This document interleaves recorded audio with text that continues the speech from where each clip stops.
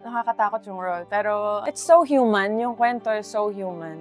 As an actress, ano siya sa akin? It's a fulfillment sa akin kapag feeling ko nabigyan ko ng hustisya yung kwento ni Mabel. It's a redemption story, I think. Survivor siya. Mawawalan ka ng judgment kay Mabel, lalo na bilang babae. Kakaibang empowerment yun. Ano din siya? It's also therapy. Marami akong matututunan sa kanya.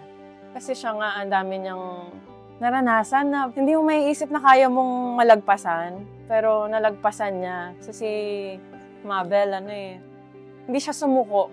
Hindi rin siya nagkaroon ng galit sa mga taong may pagkukulang sa kanya.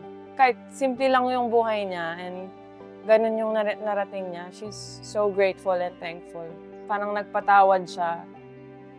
Kahit ano man yung mangyari sa'yo or kung ano man yung kasalanan na magawa mo or kahit gano'n na kadumi tingin mo sa sarili mo, mamahalin ka pa rin ng Diyos. And I think may plano pa rin siya sa'yo.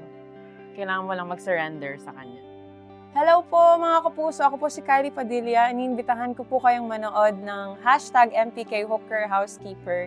Sa Sabado na po yan, 8:15 p.m. sa GMA.